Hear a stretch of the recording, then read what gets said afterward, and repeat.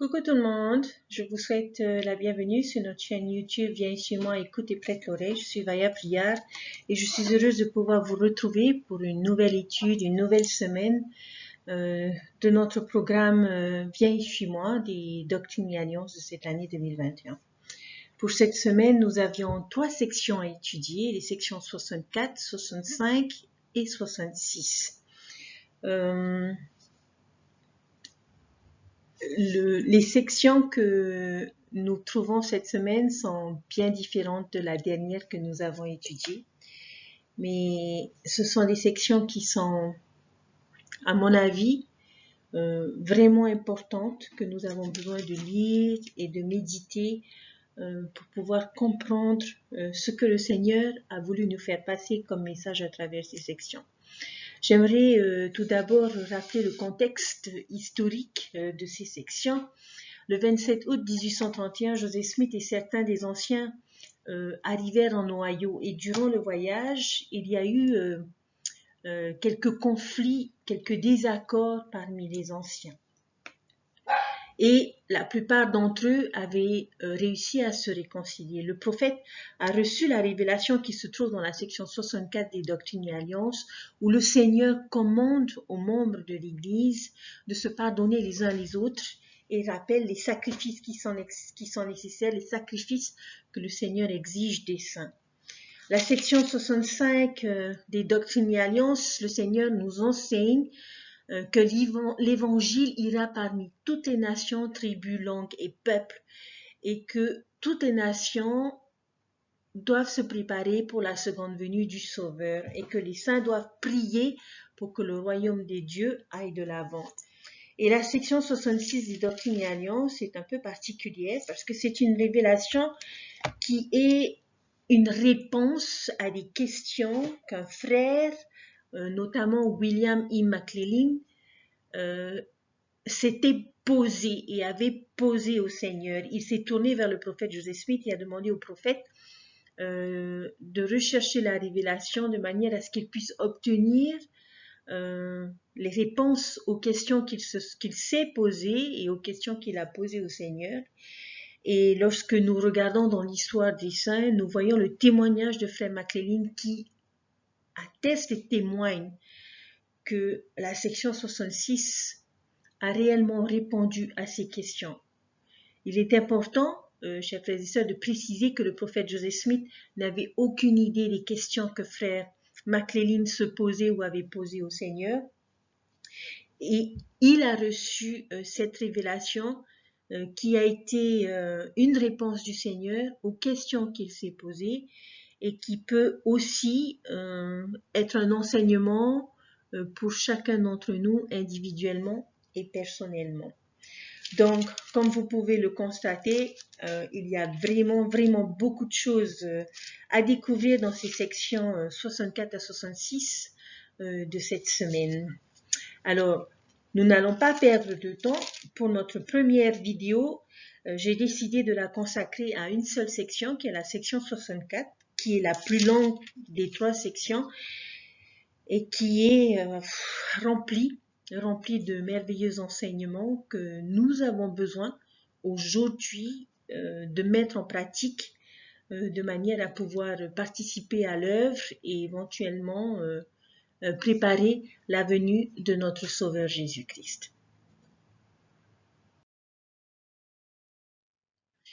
Alors, j'aimerais pour commencer vous montrer cette petite image des différents cœurs que vous voyez à l'écran qui peuvent être les différents cœurs que nous pouvons rencontrer aujourd'hui. Nous pouvons avoir des cœurs de pierre, nous pouvons avoir des cœurs doux, nous pouvons avoir des cœurs avec des pansements, nous pouvons avoir des cœurs enflammés, nous pouvons avoir des cœurs noirs, des cœurs blessés. Quel que soit le type de cœur,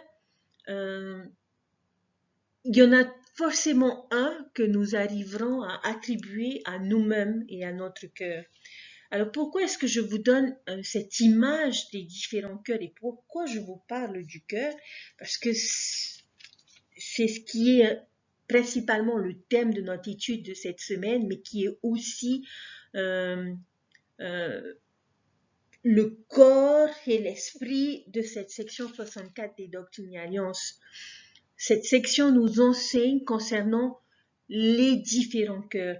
Lorsque l'on lit la section 64 des Doctrines et Alliances, on se rend compte que le mot cœur est utilisé au moins 6 fois dans cette section des 64 des Doctrines et Alliances, notamment dans les versets 8, dans les versets 11, dans les versets 16, dans le verset 22 et dans le verset 34. Cependant, j'aimerais partager avec vous le verset 34 de la section 64 des Doctrines et Alliances, qui est le cœur de notre leçon de la semaine. Et voici ce qu'il est dit. Moi, le Seigneur exige le cœur et un esprit bien disposé, et celui qui est bien disposé et obéissant mangera l'abondance du pays de Sion en ces derniers jours. Le Seigneur, dans ce verset, nous dit qu'il exige notre cœur et notre esprit. Il ne s'agit pas de notre cœur en tant qu'organe, mais de notre engagement, de notre compréhension, de notre loyauté vis-à-vis de lui. Donc, comme je l'ai déjà dit la semaine dernière, le Seigneur ne veut pas d'automates, ne veut pas que nous soyons comme des robots, ne veut pas que nous soyons des esclaves ou des personnes effrayées qui obéissent sans réfléchir et par contrainte. Il veut que chacun de ses enfants qui le suivent, suivent le Seigneur selon sa propre volonté. Parce que ceux qui le suivent l'aiment et parce qu'ils lui font confiance et surtout, il aimerait que ceux qui le suivent le fassent de tout leur cœur. Alors, avant de continuer, j'aimerais vous partager une citation de Neal Maxwell qui a dit ceci. La soumission de notre volonté est en fait la seule chose personnelle que nous ayons à déposer sur l'autel de Dieu. Les nombreuses autres choses dont nous faisons don, mes frères et sœurs, sont des choses qu'il nous a déjà données ou prêtées. Cependant, quand vous et moi nous soumettons en permettant que notre volonté individuelle soit absorbée dans celle de Dieu, alors nous lui donnons réellement quelque chose. C'est en fait le seul bien qui nous appartient que nous puissions lui donner. Pourquoi est-ce que j'ai voulu partager avec vous cette citation de Neal Maxwell? Eh bien, tout simplement, chers frères et sœurs, parce que cette citation capture l'esprit de ce que ce verset 34 nous enseigne, que Dieu exige le cœur et un esprit bien disposé. Et notre cœur, l'état de notre cœur est la seule chose qui nous appartienne réellement et que nous pouvons, comme Elder Neal et Maxwell a dit, c'est la seule chose que nous pouvons poser sur l'autel. C'est la seule chose qui soit à nous, que nous pouvons donner et offrir au Seigneur. Le Seigneur ne veut pas de notre argent. Il ne veut pas de notre temps. Il ne veut pas de nos efforts. Mais ce qu'il veut, chers frères et sœurs, c'est notre cœur, notre engagement, notre volonté. La section 64 est pour moi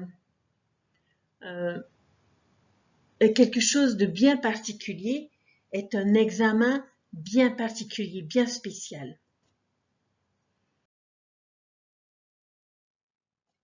Cet examen, l'examen de notre cœur, l'examen spirituel de notre cœur, c'est un électrocardiogramme que nous allons effectuer dans notre étude de la section 64 des Doctrines et Alliances, où nous allons déterminer la santé spirituelle et la sainteté de notre cœur, notamment à travers différentes questions et différentes choses que nous allons développer à travers cette section 64 des Doctrines et Alliances. Nous allons donc, comme vous le voyez à l'écran, étudier 4 conditions de notre cœur qui indiquent l'état de ce dernier. Ce sera une façon de voir si nos artères spirituelles ne sont pas bouchées. Ça sera une façon pour nous d'identifier 4 questions que j'aimerais, chers frères et sœurs, que nous nous posions, notamment dans cette étude de la section 64 des Doctrines et Alliances, pour pouvoir faire l'examen spirituel de notre cœur. Alors, pour commencer cet examen, nous allons aller dans les premiers versets qui vont nous amener à notre première question, qui sont les versets 6, 8 et 16. Et voici ce qu'il est dit. Il en est qui ont cherché à l'accuser sans raison. Verset 8. Dans les temps anciens, mes disciples cherchaient à s'accuser les uns les autres et ne se pardonnaient pas les uns aux autres dans leur cœur. Et pour ce mal, ils furent affligés et sévèrement châtiés. Et ensuite, dans le verset 16, ils cherchaient le mal en leur cœur et moi, le Seigneur, j'ai retenu mon esprit. Il condamnait comme étant mauvais ce en quoi il n'y avait pas de mal. Néanmoins, j'ai pardonné à mon serviteur Isaac Morley. Chers frères et sœurs, ces écritures sont l'âme de la première question, font partie de notre premier examen spirituel de notre cœur. Lorsqu'on lit les Écritures, on nous parle toujours, nous sommes toujours invités à rechercher les choses, à rechercher premièrement le royaume de Dieu, à rechercher la volonté de Dieu, à rechercher la sagesse, à rechercher Dieu de bonheur. Cependant, il y a quelque chose qu'il ne veut pas que nous cherchions et que nous découvrons à travers ces 3 versets et à travers cette section 64 des Doctrinianos, des choses qu'il ne veut pas que nous cherchions. Et quelles sont ces choses? Eh bien, que nous ne cherchions pas à accuser sans raison, que nous ne recherchions pas le mal. Chers frères et sœurs, aujourd'hui, c'est un fléau, c'est une grande maladie que nous trouvons dans beaucoup de cœurs, malheureusement. Nous ne devrions pas avoir un cœur qui cherche à faire le mal et à accuser sans raison. Qu'est-ce que cela signifie, s'accuser les uns les autres? Cela signifie que l'on recherche les problèmes, on recherche des raisons de condamner, on cherche à trouver des fautes chez l'autre. Il ne s'agit pas juste de les remarquer, mais c'est beaucoup plus, c'est vraiment les rechercher de façon active, parce qu'il y a certaines erreurs que nous ne voyons pas. Mais nous sommes tellement focalisés sur cette personne et nous cherchons tellement à la lui nuire et à lui trouver des défauts que nous finissons par trouver ces défauts. Un jour, le Sauveur, rappelez-vous, a demandé « Pourquoi regardes-tu la paille dans l'œil de ton voisin et n'ôtes-tu pas la poutre qui se trouve dans ton œil ?» Les saints de l'époque cherchaient à causer du tort au prophète Joseph Smith. Mais regardez le verset 7. Dans le verset 7, il est dit « Néanmoins, il a péché. Mais en vérité, je vous le dis, moi, le Seigneur, je pardonne les péchés à ceux qui les confessent devant moi et on demande le pardon et qui n'ont pas commis de péché qui mène à la mort. Néanmoins, il a péché. » Le prophète n'était pas sans tort. Le prophète n'était pas parfait. Et le Seigneur était conscient de ses erreurs et de ses torts. Il a fait des erreurs. Il avait en effet une paille dans ses yeux. Mais les gens cherchaient de manière active à pouvoir le discréditer, à pouvoir mettre en avant cette paille, ses erreurs et ses faiblesses qu'il avait. Et bien souvent, chers frères et sœurs, c'est malheureux à dire, mais c'est ce que nous faisons et c'est ce que nous recherchons. Et quand nous cherchons, chers frères et sœurs, nous trouvons, malheureusement. Nous allons trouver la paille dans l'œil de notre voisin parce qu'elle y est. Comme le verset 7 nous dit, il a péché. Oui, qui d'entre nous est parfait? Personne, chers frères et sœurs. Mais ici, le Christ nous dit, je sais qu'il y a une paille, mais pourquoi la cherches-tu? Chercher la paille de nos frères et sœurs ou chercher à les accuser est un véritable fléau aujourd'hui, chers frères et sœurs. Et c'est ce que le Seigneur essaie de nous faire comprendre dans cette section 64 des Doctrinianos. Nous sommes rapides à juger, nous sommes rapides à condamner, à produire des médisances. Et nous les voyons sur les réseaux sociaux, nous les voyons dans les médias, nous les voyons dans la politique. Nous allons chercher la paille, la petite bête chez les personnes autour de nous et particulièrement vers ceux que nous n'apprécions pas forcément. Sommes-nous, chers frères et sœurs, capables de reconnaître ce problème, chers frères et sœurs? Le faisons-nous pour notre conjoint? Le faisons-nous pour nos enfants? Le faisons-nous pour les membres de notre paroisse? Le faisons-nous pour les dirigeants qui nous enseignent et qui nous instruisent aujourd'hui? Parlons-nous derrière le dos de ces personnes? Chers frères et sœurs, voilà le premier examen que le Seigneur nous demande de faire. Sommes-nous faciles à accuser sans raison, à juger et à condamner?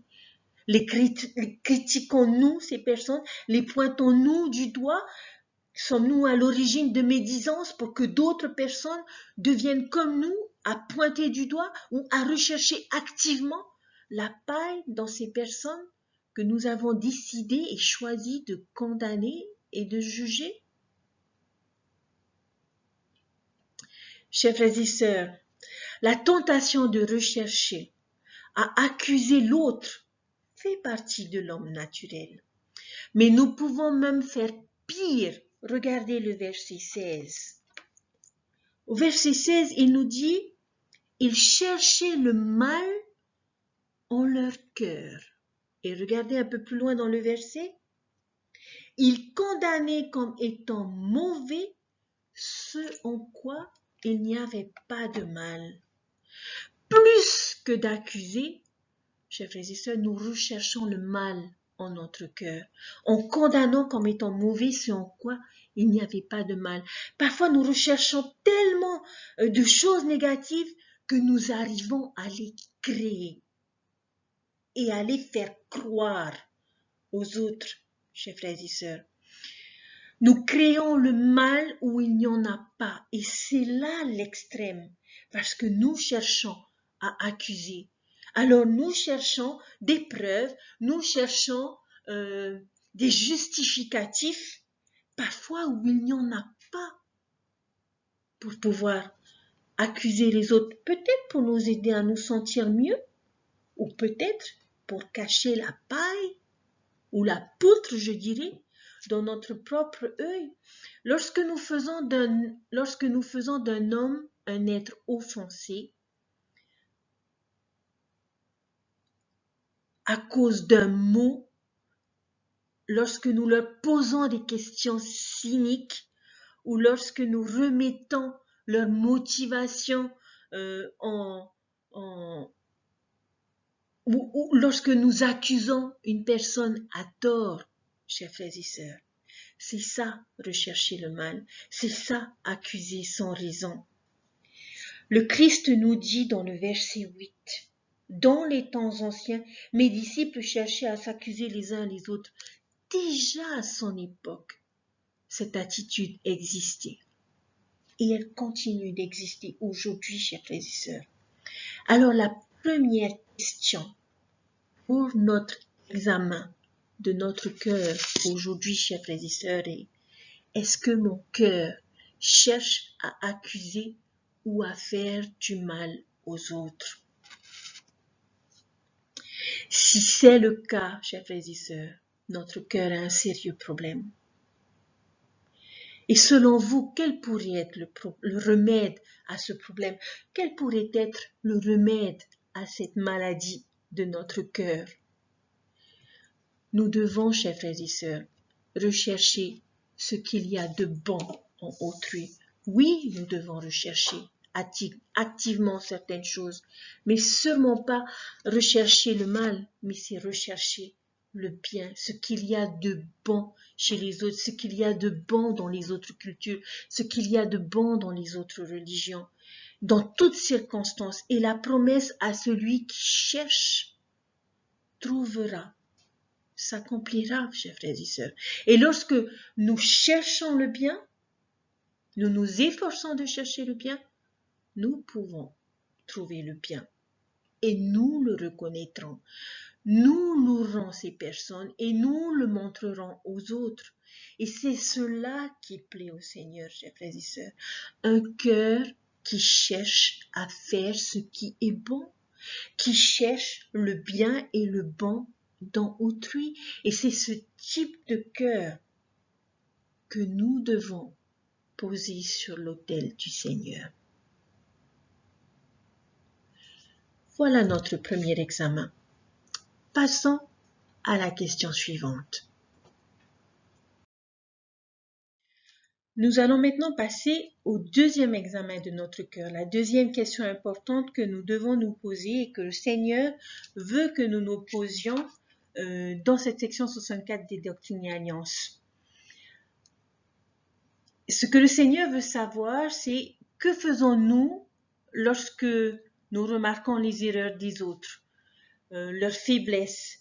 Que faisons-nous quand ces faiblesses et ces erreurs ont un impact sur nous? Comment réagissons-nous lorsque quelqu'un nous fait du tort? Comment est-ce que nous réagissons lorsqu'on est trahi, lorsqu'on nous a menti, lorsqu'on nous a négligés, lorsqu'on nous a ignorés? L'un des aspects du libre arbitre, chers frères et sœurs, est que cela permet que nous soyons blessés parce que d'autres personnes utilisent leur libre arbitre. Alors, dans la section 64 des Doctrines et Alliances, le Seigneur nous enseigne la manière dont nous devons agir et principalement dans ce genre de situation. Lorsque l'on regarde les différents versets de la section 64, les premiers versets sont les versets 1 à 7, où le Seigneur, sur 7 versets, nous rappelle un attribut qu'il possède et il veut que nous nous en souvenions. Et l'un de ces attributs principaux de Dieu et que le Seigneur utilise beaucoup, dans le verset 2, il dit « Car en vérité, je vous le dis, je veux que vous vainquiez le monde, c'est pourquoi j'aurai compassion de vous. » Tout au long de ces 7 versets, le Seigneur va nous rappeler sa miséricorde, et notamment à travers le sacrifice expiatoire de son Fils. Le Seigneur nous dit j'ai vaincu le monde et j'aurai compassion de vous. Ces deux déclarations, chers frères et sœurs, sont un peu connectées parce que c'est pour cette raison qu'il y a l'expression entre ces deux expressions, c'est pourquoi. Dans Jean chapitre 16, verset 33, dans le Nouveau Testament, le Sauveur a déclaré je vous ai dit ces choses afin que vous ayez la paix en moi. Vous aurez des tribulations dans le monde, mais prenez courage, car j'ai vaincu le monde. Comment a-t-il vaincu le monde, chers frères et sœurs? Eh bien, tout simplement, il l'a vaincu avec sa compassion, avec sa grâce, avec sa miséricorde. Son sacrifice expiatoire a été accompli avec compassion, lui permettant de vaincre le péché, de vaincre la mort, de vaincre les souffrances, de vaincre la douleur et toutes les tribulations qui puissent exister dans ce monde. Il s'agit d'un attribut que le Seigneur voudrait que l'on comprenne et que l'on se souvienne. Et il va mettre l'accent sur cet attribut 3 fois dans ces 7 versets, notamment dans les versets 3, dans le verset 4 et dans le verset 7. Le Seigneur aime pardonner et il pardonne tous ceux qui ont péché contre lui. Et dans les premiers versets, il nous donne ce principe pour une raison bien particulière, chers frères et sœurs. Il veut nous montrer l'exemple. Il nous encourage vers cette deuxième déclaration introduite par l'expression « c'est pourquoi ». Parce que Dieu le fait, que veut-il que je fasse? Dans le verset 9, on nous dit ceci, c'est pourquoi je vous dis que vous devez vous pardonner les uns aux autres, car celui qui ne pardonne pas à son frère ses offenses est condamné devant le Seigneur, car c'est en lui que reste le plus grand péché. Dans ce verset, le Seigneur nous dit que je suis disposé à vous pardonner. Et je veux que vous vous en rappeliez, je veux que vous vous en souveniez, et que certaines personnes vont pécher contre vous. Et qu'est-ce que j'attends de vous? Que vous les pardonniez aussi, comme j'ai su vous pardonner, que vous ayez de la compassion pour ces personnes, que vous soyez miséricordieux vis-à-vis de ces personnes. Dans le Nouveau Testament, on se rappelle de la parabole du serviteur impitoyable qui devait au Seigneur 10 000 talents. 10 000 talents, même toute une vie ne suffirait pas à rembourser cette dette de 10 000 talents et il a supplié la miséricorde du Seigneur qui, par compassion, et par amour pour ce serviteur, a décidé d'effacer son ardoise, d'oublier sa dette. À travers cette parabole et notamment à travers le comportement et l'attitude du Seigneur vis-à-vis de ce serviteur impitoyable, nous voyons que le Seigneur, à quel point il est miséricordieux, et je dirais même plus, il est extrêmement miséricordieux. Notre Père Céleste est le genre de personne qui est capable de pardonner une offense de 10 000 talents. Mais la parabole ne s'arrête pas là. Ce même homme, ce même serviteur qui a bénéficié de la miséricorde du Seigneur est allé voir un homme qui lui devait 100 sous. Et il va voir cet homme et cet homme n'est pas en mesure de lui payer sa dette et le supplie sa miséricorde. Miséricorde qu'il a refusé d'accorder à cet homme pour 100 sous et il l'a fait enfermer et emprisonner à cause de cette dette qu'il n'était pas capable de payer à ce serviteur. Lorsque le Seigneur a entendu cette expérience, il a fait rappeler le serviteur pour que le serviteur lui soit présenté et il lui a dit, tu me devais 10 000 talents et j'ai effacé l'ardoise, j'ai été miséricordieux, je t'ai libéré de ta dette et tu fais emprisonner un homme pour 100 sous. Le Seigneur n'était pas d'accord avec l'attitude de ce serviteur impitoyable. Le prophète Spencer W. Kimball a dit ceci. Celui qui ne pardonne pas son prochain détruit le pont sur lequel il doit voyager lui-même. Chers frères et sœurs, si une personne nous demandait comment savoir si une personne s'est repentie, les Écritures nous enseignent,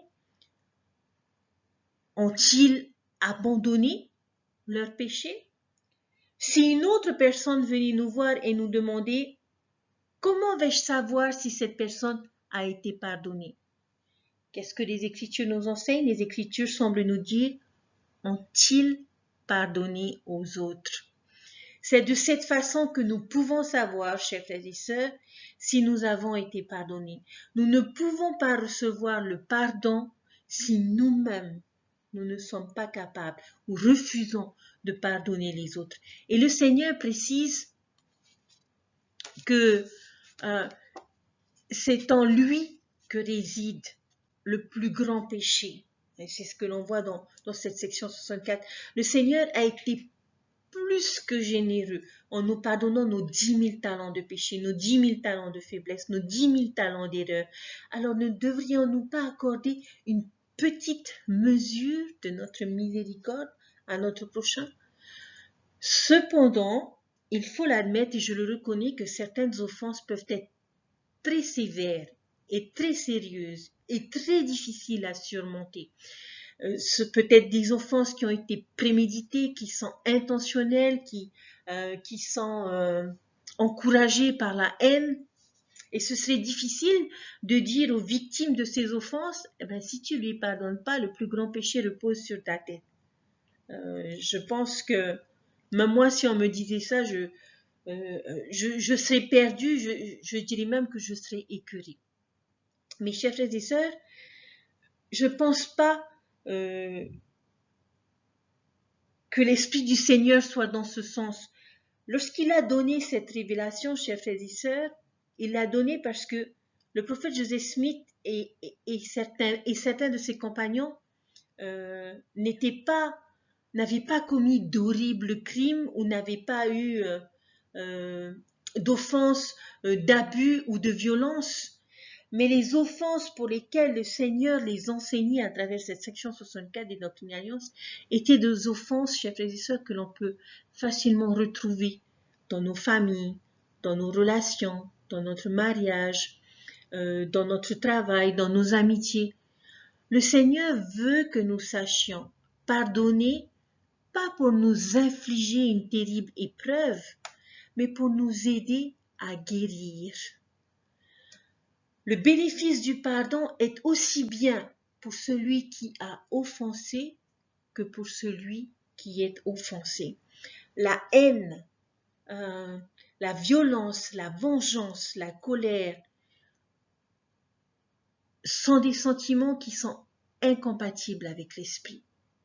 Il ne veut pas que nous éprouvions ces sentiments négatifs, mais il veut que nous ayons de la paix, que nous ressentions de la joie dans notre vie. Le Christ lui-même a été victime d'injustice, d'abus, de violence, de haine. Et malgré tout cela, chers frères et sœurs, il a su pardonner.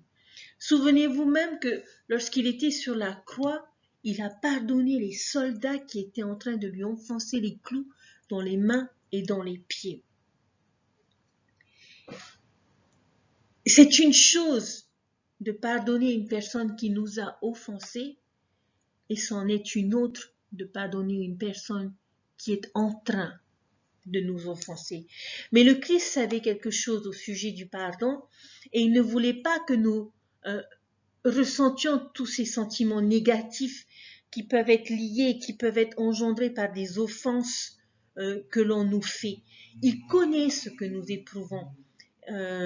Il sait ce que nous ressentons lorsque nous sommes haïs, lorsque nous sommes rejetés, lorsque nous sommes oppressés. Et tout comme il comprend que pardonner, chers frères et sœurs, peut prendre du temps et que cela ne se fait pas aussi facilement et aussi rapidement.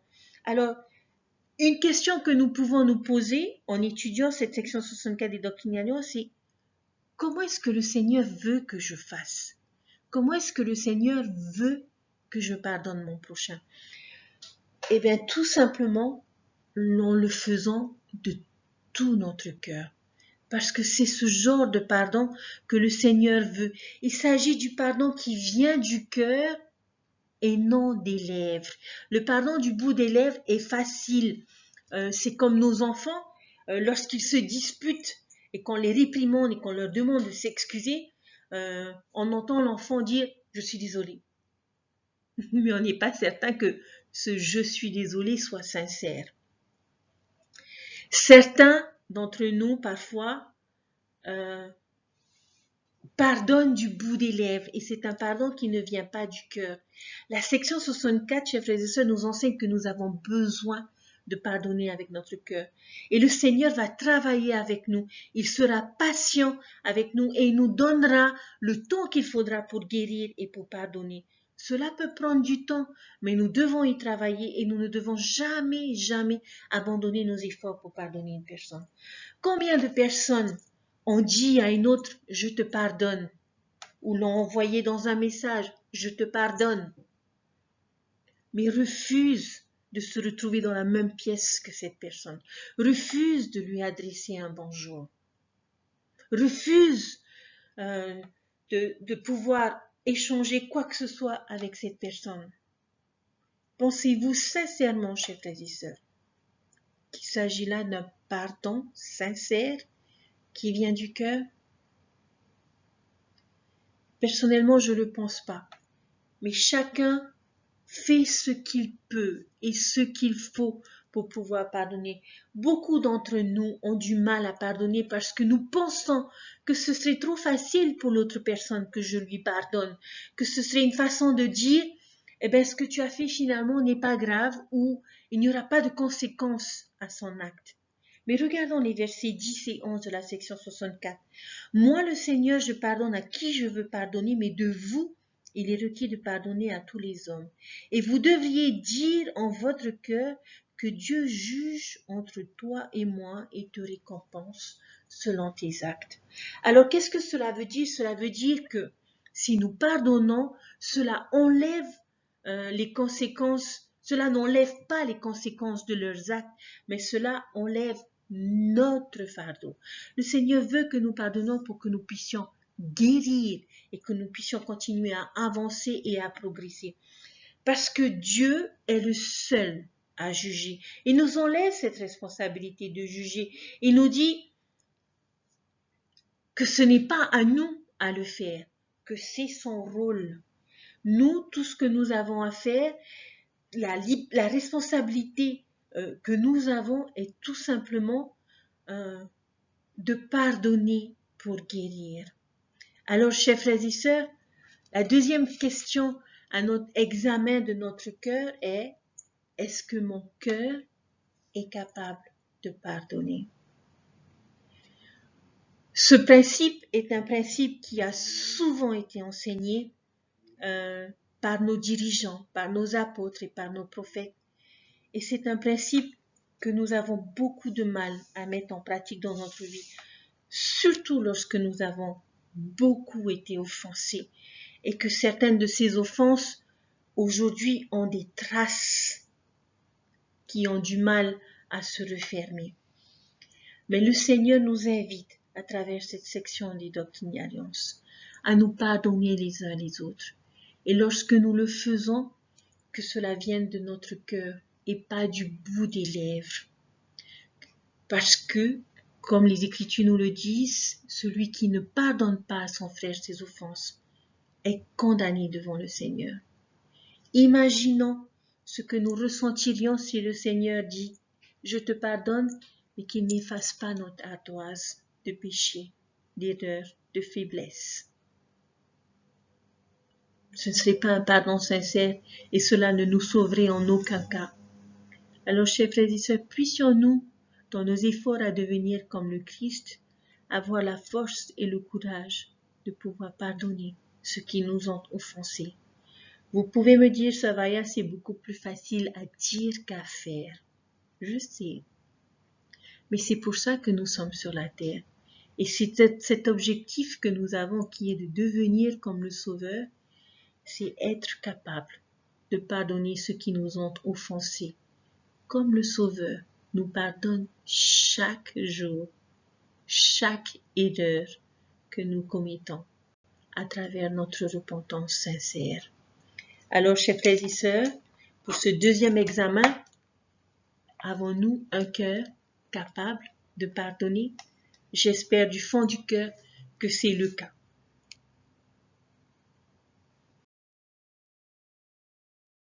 Nous allons maintenant passer au troisième examen de notre cœur. Dans la section 64 des Doctrines et Alliances, le Seigneur, en les versets 22 et 25, le Seigneur nous parle de l'importance de payer notre dîme, que le fait de payer notre dîme nous aidera à purifier et à ouvrir notre cœur. L'argent est quelque chose, comment est-ce que je pourrais dire ça? Est quelque chose de très personnel. Okay? L'argent que nous l'avons gagné à la sueur de notre front. Et il est très facile, chers frères et sœurs, de s'y attacher.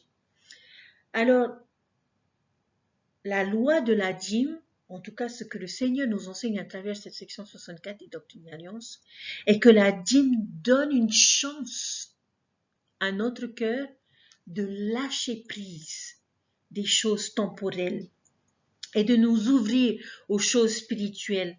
Donner de nos biens matériels engendre un sacrifice. Nous voyons souvent la dîme comme le test de notre foi, ce qui est le cas, bien sûr, chers frères et sœurs, mais c'est aussi pour aider notre cœur à être moins égoïste, pour surmonter notre tendance, chers frères et sœurs, notre tendance naturelle à vouloir garder nos ressources personnelles pour nous. La dîme doit nous aider à voir beaucoup plus loin, beaucoup plus grand pour nous-mêmes, chers frères et sœurs. Prenons l'exemple des temples. Certaines régions n'ont pas assez de ressources pour pouvoir avoir leur propre temple. Alors nous donnons de nos biens pour que cela leur soit possible. Mais il y a une bénédiction qui est rattachée à la dîme. Celui qui est dîmé, et c'est ce que l'on voit dans ces versets, ne sera pas brûlé à sa venue.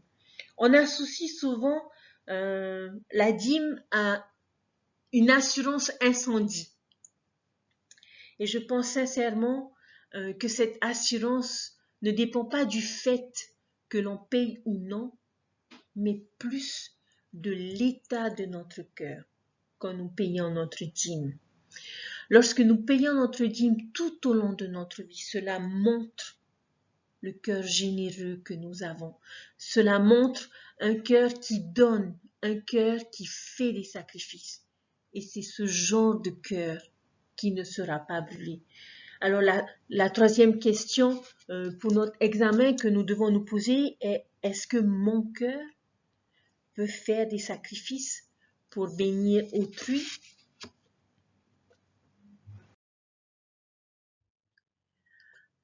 Notre examen final se trouve dans les versets 33 et 34 de la section 64 des Doctrines et Alliances, et qui dit ceci: c'est pourquoi ne vous lassez pas de bien faire, car vous posez les fondements d'une grande œuvre, et c'est des petites choses qui sont ce qui est grand.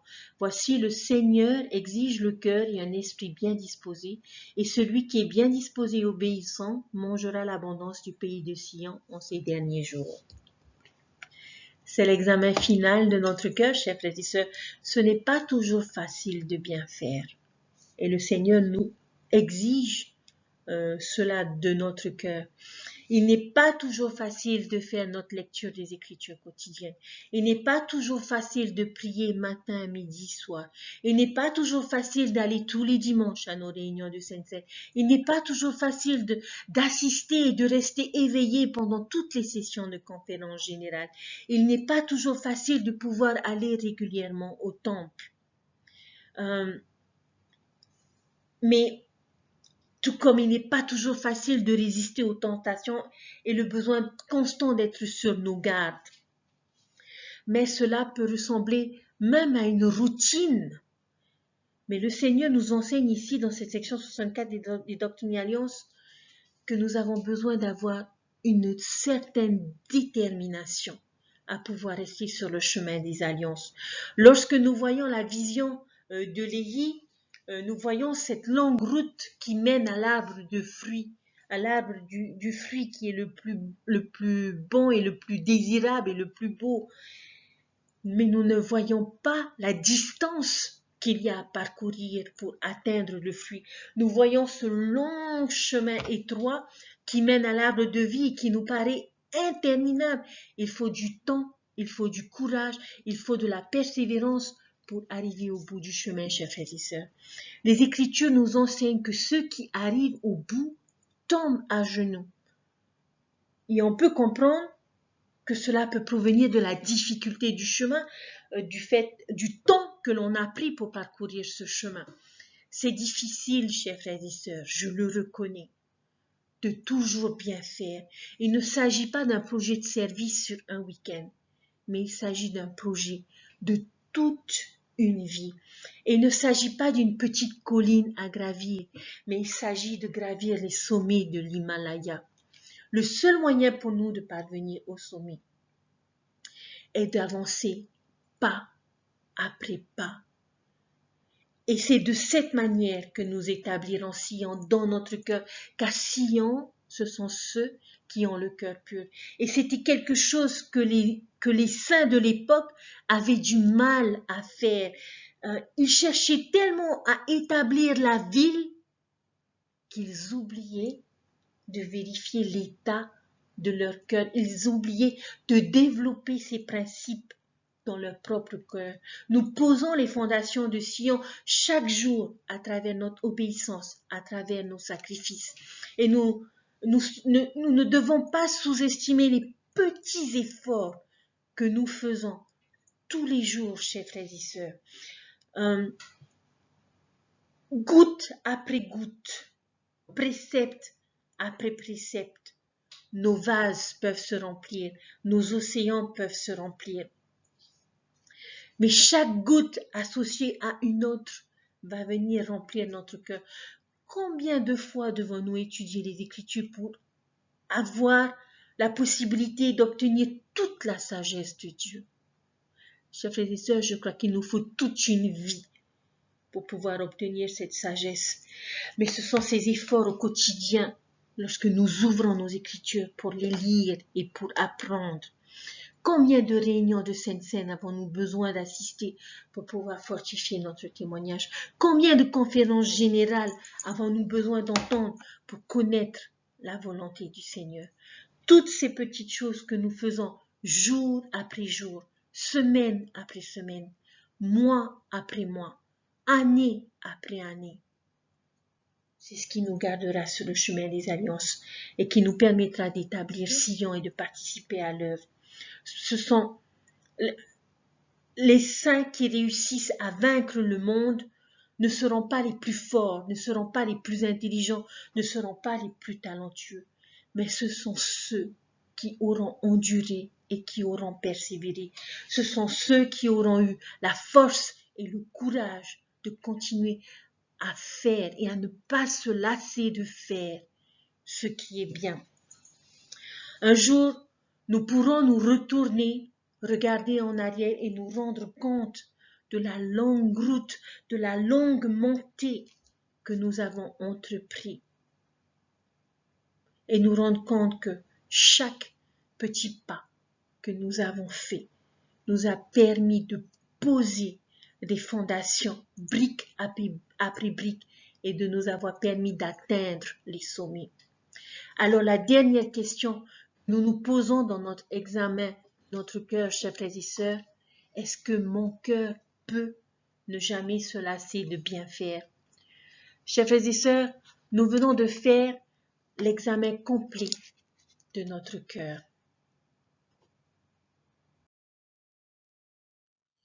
Je vous invite à méditer sur cet examen spirituel de notre cœur. J'aimerais vous rappeler les 4 questions que nous nous sommes posées aujourd'hui. Est-ce que mon cœur peut arrêter d'accuser ou de faire du mal aux autres? Est-ce que mon cœur est capable de pardonner? Est-ce que mon cœur peut faire des sacrifices pour bénir autrui? Est-ce que mon cœur peut ne jamais se lasser de bien faire? Si nos réponses à ces questions sont positives, alors nous n'avons pas de souci à nous faire. C'est que tout va bien. Et nous devons continuer à nous nourrir spirituellement, à nous entretenir spirituellement, à entretenir et nourrir spirituellement ce cœur, qui est la seule chose que nous avons à offrir au Seigneur. Et si ce n'est pas le cas, chers frères et sœurs, posons-nous la question. Quelle habitude dois-je changer? Ai-je besoin d'une opération cardiaque ou est-ce que j'ai besoin d'une transplantation cardiaque? Quel que soit l'état de notre cœur, prenons-en bien soin parce que c'est ce que Dieu regardera, chers frères et sœurs. Je sais que Dieu vit, je sais qu'il nous aime et je sais que à travers cette section 64 des Doctrines et Alliances, le Seigneur nous demande de faire un check-up de notre cœur, parce que c'est la seule chose qu'il regardera lorsque nous nous tiendrons face à lui. Et s'il y a des choses que nous avons besoin de changer, s'il y a des exercices spirituels que nous avons besoin de faire pour entretenir ce cœur spirituel, faisons-le, chers frères et sœurs, parce que c'est ce que Dieu attend de nous. Je sais que c'est pas facile. Moi-même, je me remets en question à travers cette étude, à travers ce petit check-up, à travers ce petit examen spirituel que je nous invite à faire, parce que je sais que c'est pas facile. Mais à ceux qui le font, ils pourront vaincre le monde. Et le Seigneur les bénira et se réjouira parce que nous aurons appris à devenir comme lui. Chers frères et sœurs, c'est sur ces mots que j'aimerais finir mon étude aujourd'hui. Je suis désolée pour tout le temps que j'ai pu prendre, mais il était important pour moi de partager ces choses avec vous, avec nous. Et j'espère que vous prendrez le temps de relire cette section et de méditer et de revoir ce que le Seigneur voudrait que nous fassions et voudrait que nous changions. Pour notre prochaine vidéo, nous étudierons les sections 65 et 66 et je vous demande à l'occasion, lorsque vous lirez ces versets, de vous préparer à un événement exceptionnel et de réfléchir aux détails à travers votre lecture et votre méditation des sections, des détails dans la préparation de cet événement, de manière à ce que ce soit un événement festif et agréable pour vous et pour moi. je vous aime, je sais que Dieu vit et il nous aime. Et je laisse toutes ces choses au nom de Jésus-Christ. Amen. Bye.